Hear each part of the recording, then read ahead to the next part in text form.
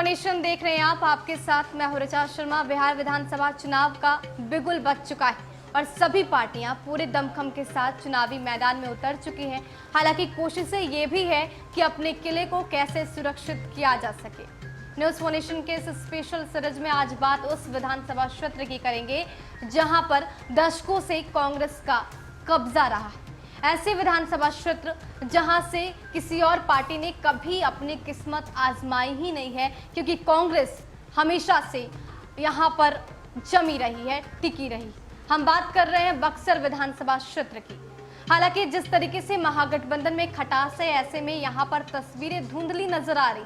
इस बार क्या कांग्रेस का बोलबाला रहेगा या फिर एनडीए अपनी ताकत दिखाएगी, क्योंकि बीजेपी ने इस विधानसभा क्षेत्र में अपनी निगाहें टिकाकर रखी है। ऐसे में यहाँ पर समीकरण काफी दिलचस्प है। तो आइए जानते हैं बक्सर विधानसभा क्षेत्र के बारे में। 1951 से लेकर 2015 तक के इतिहास को देखें तो इस सीट को कांग्रेस का गढ़ माना जाता है। अब तक कांग्रेस के खाते में 9 चुनावी जीत आई है, यानी इस चुनाव में उसकी नजर 10वीं जीत पर होगी। कांग्रेस ने 1951 से लेकर 1985 तक यहाँ चुनाव जीता। सिर्फ 1967 में एक चुनाव में हार मिली थी। इसके बाद 1990 से लेकर 2010 तक कांग्रेस को यहाँ जीत नसीब नहीं हुई, लेकिन पिछले चुनाव में उसने वापसी की। तो इस बार ये काफी दिलचस्प होगा कि कांग्रेस इस मैदान से उतरकर ताल ठोक कर क्या अपने आप को साबित कर पाती। हालांकि अब समझते हैं कि यहाँ का समीकरण क्या है, जातीय गणित किस तरह से हावी है। इस विधानसभा सीट पर सवर्ण वोटरों का दबदबा है। यही कारण है कि हर बार राजनीतिक दलों की नजर इस पर बनी रहती। बीजेपी ने यहां पिछले 2 दशकों से लगातार जीत दर्ज की, क्योंकि सवर्णों में उसकी अच्छी पकड़ है। लेकिन कांग्रेस ने पिछले चुनाव में अपना तीर चलाया।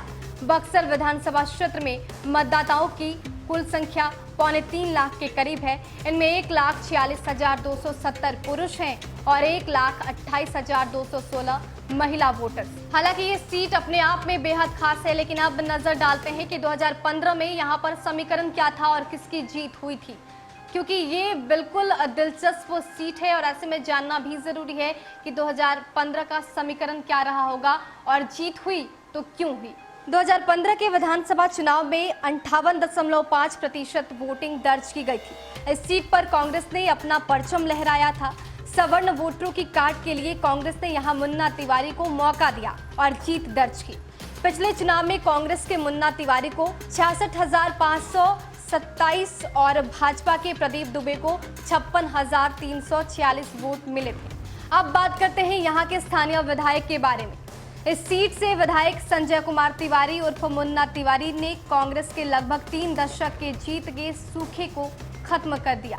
मुन्ना तिवारी के आने से कांग्रेस के खाते में बड़ी संख्या में सवर्ण वोटर आए। इसी साल मुन्ना तिवारी जब चर्चा में आए थे, तब मई के महीने में उनकी गाड़ी से शराब बरामद हुई थी। बिहार में शराबबंदी है और फिर भी शराब का मिल जाना काफी सुर्खियों में रहा, लेकिन विधायक ने इसे राजनीतिक साजिश करार दिया था। अब इस बार मुन्ना तिवारी का बोलबाला कितना हो पाता है और क्या बीजेपी इस गढ़ पर अपनी किस्मत आजमाएगी, ये देखना दिलचस्प होगा। न्यूज फॉर्नेशन के अगले सीरीज में बात किसी और विधानसभा क्षेत्र की करेंगे, वहां के सियासी समीकरण को समझने की कोशिश करेंगे। तब तक के लिए बने रहिए हमारे साथ। नमस्कार।